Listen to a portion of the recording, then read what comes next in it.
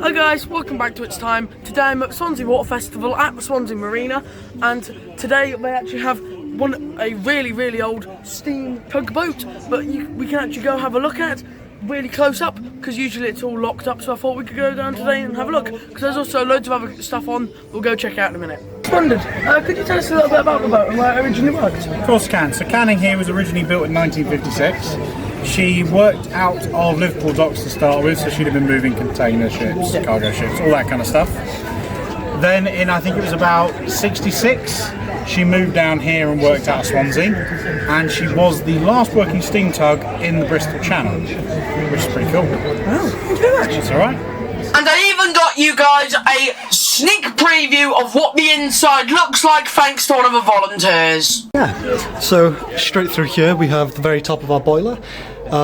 She's a Scotch marine boiler, oil fired. Following through up on the starboard side here. Come up onto the bow, part of her towing gear up here. All original machinery. The scuttle leads into some of her anchor chains. This is for hauling her anchors. Coming down on the port side.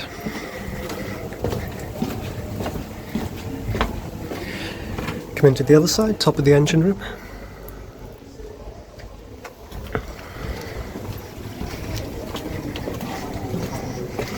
This here is her main towing gear.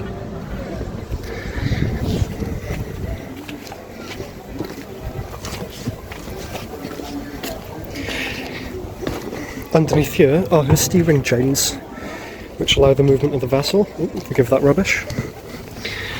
This year we come into the top of the engine room. This is her triple expansion steam engine.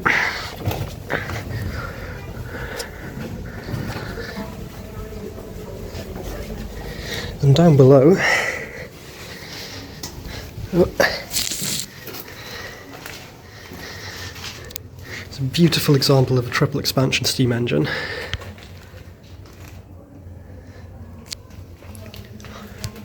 To her electrical generator.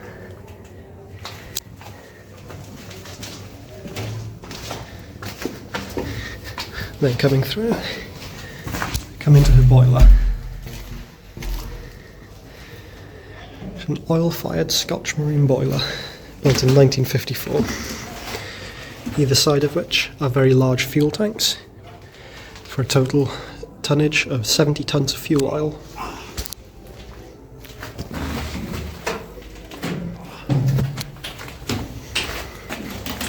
Then coming back out on deck,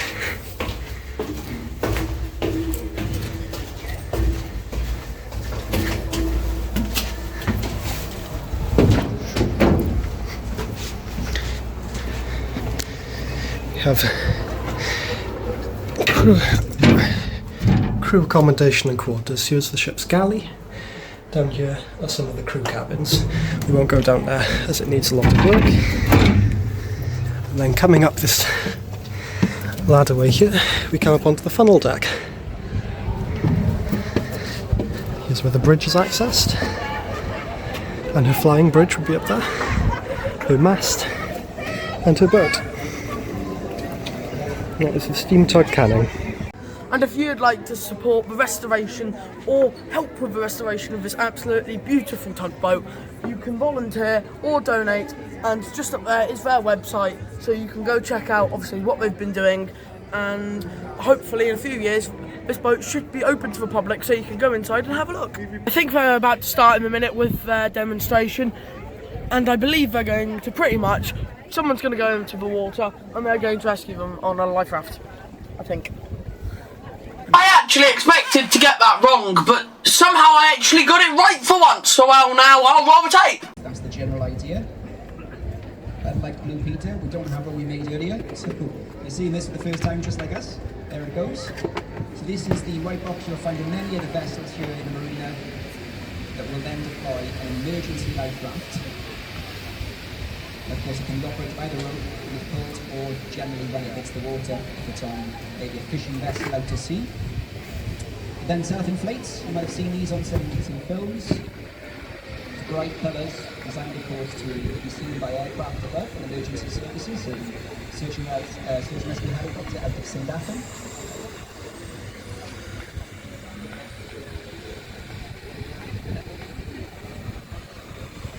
And these are fairly standard across the UK in terms of fishing vessels or protection vessels. Well, the basic principle is the 7 cruise ships on the mass escape system that have round side. They're a lot bigger than this, but the principle is exactly the same. So it's now growing itself up.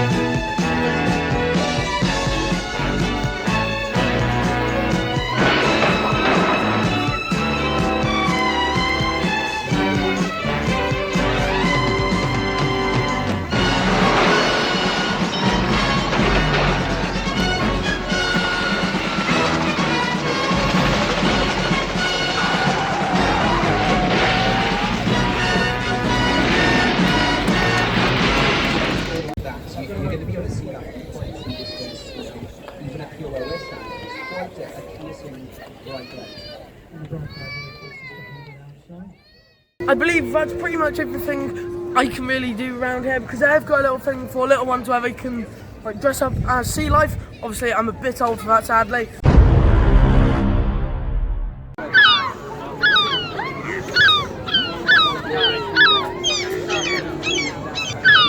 There's loads of stuff to do around here, and we're actually going over to the front because there's even more stuff to do. So I've actually just met the RNLI geezer, because I don't know his name, so he is now the RNLI geezer, and I got a sticker. And also, I went and saw the Barry Model Boat Club, and they had this for sale for 40 quid. So I got it because I thought it was really, really cool, and it'd be a cool little episode. Once I learn to fly it, hopefully that'll go well, I'll do a little video on it, and I'll go do some flying for you.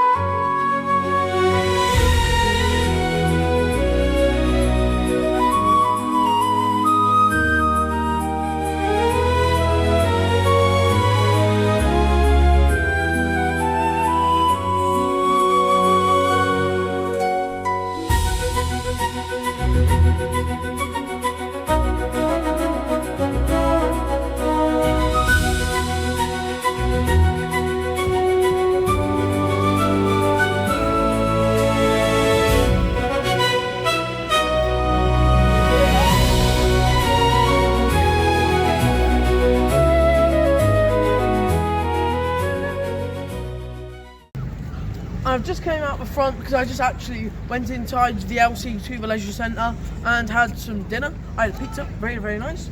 And this is the front main area in one sort, because the boats and everything was around the back of the Waterfront Museum that's behind you now. And on this side, obviously, there's some burger vans where you can, well, get some lunch. There's loads of little stalls. There's a big craft area where you can, well, people are buying and selling their little bits and bobs. And also, obviously, there's a giant octopus on the roof, and there's loads of little stalls where you can, well, go have a look, and also you can even buy some candy floss. I'm really honoured today. I've actually been able to come down to the quay. As you can see, the canning's behind me, so I came back down here, and I'll be able to get on one of the lifeboats and actually talk to one of the guys that helps run and obviously save lives. I'd like to quickly say before I jump on that it was actually a rib boat, not a lifeboat. I actually got that wrong. So now, well, I'm going to jump on. And as you can see, I'm now on the boat with Paul and Tug. I just wondered if you guys could tell me a bit about what you do. Well, we're the Maritime Volunteer Service, been around for 30 years now. In Swansea, 30 years, maybe 31, give or take. We are a charity and we're a volunteer organisation. We train people up in all aspects of seamanship, RYA. We have got ribs here in Swansea. Other units around the UK have got various other vessels. We concentrate on ribs. And we have got about 15, 18 members, give or take, and we train regularly, as you can see by what we did, so we don't get anything wrong.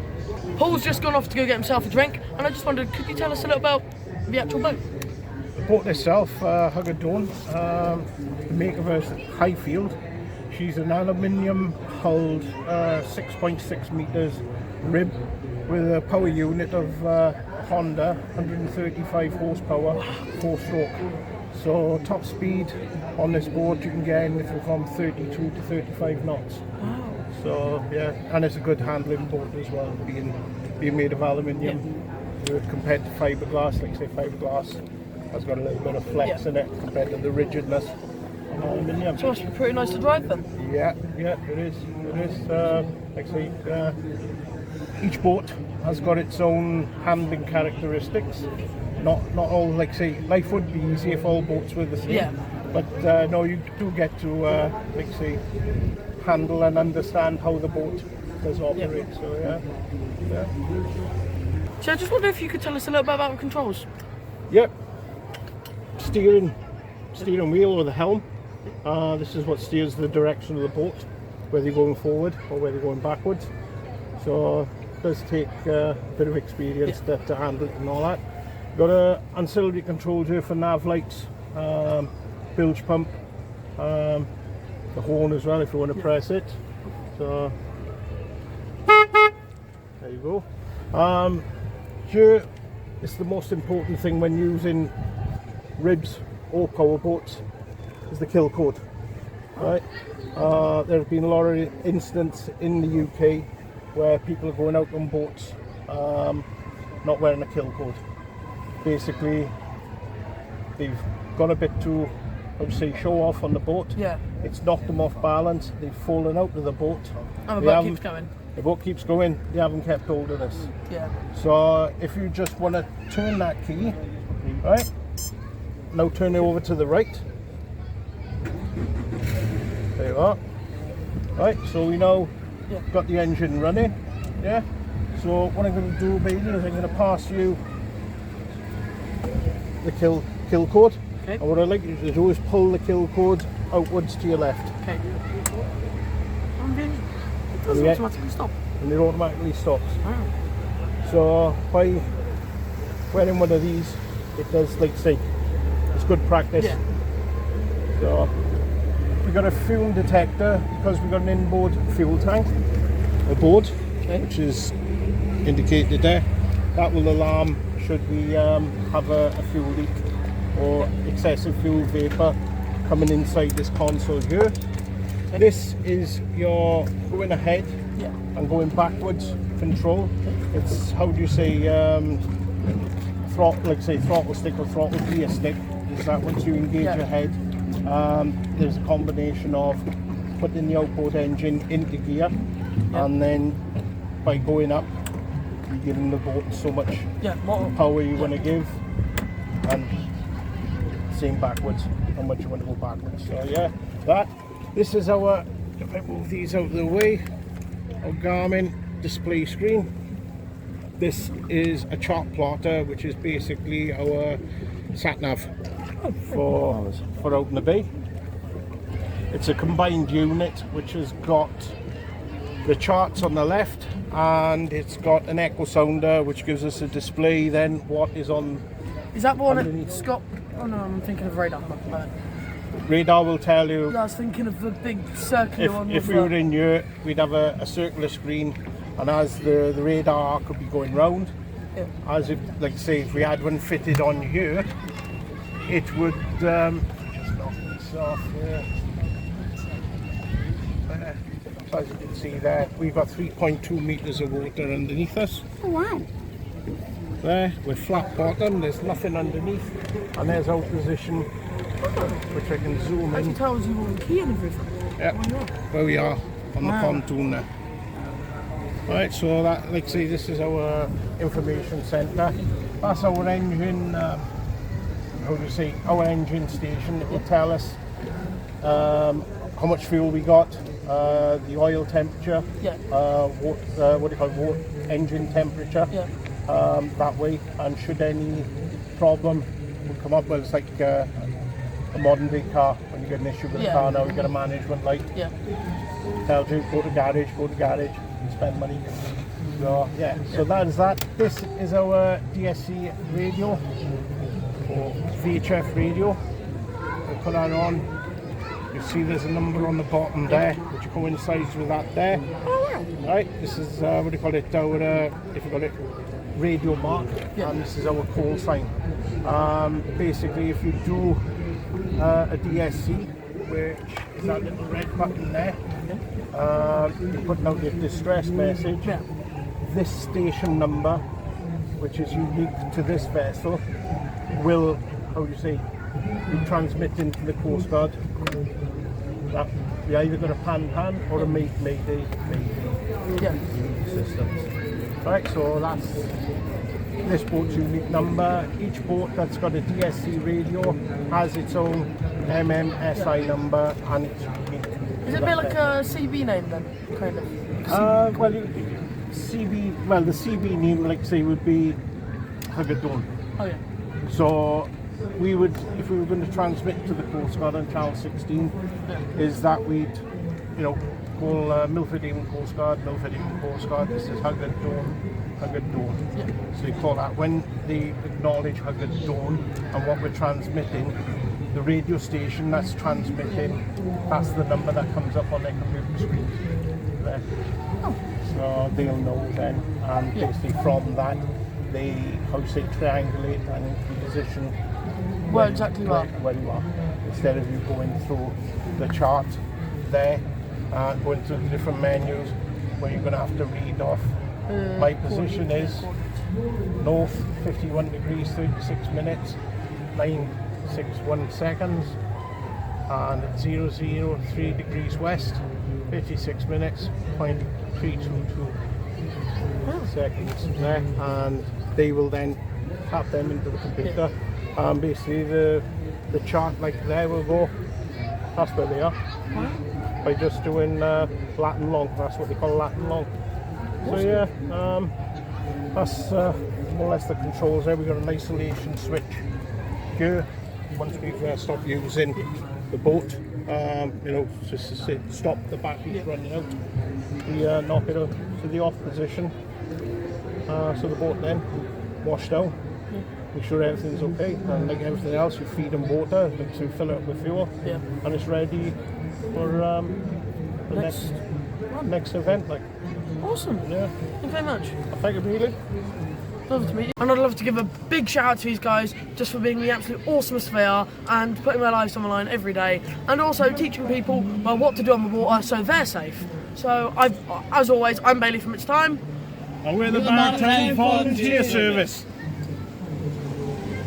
And now sadly it's the end of the Swansea Sea Fest for today. So I hope you guys have enjoyed. Please like and subscribe if you haven't already. Ring my bell for latest videos. Share this with all of your friends. It really, really does help, because I've got my brand new adventure already sat in the box for the next episode. So I'm going to fly off now, so bye-bye. Just before we disembark off this episode, I'd like to quickly say we even got a quick visit by the RNLI from Mumbles. They brought down one of their boats and did a couple of laps, just showing off what obviously they're awesome lifeboats and what's actually in the back of them. So I'll put that clip in now with the outro. So hope you guys have enjoyed, and see you on the next one.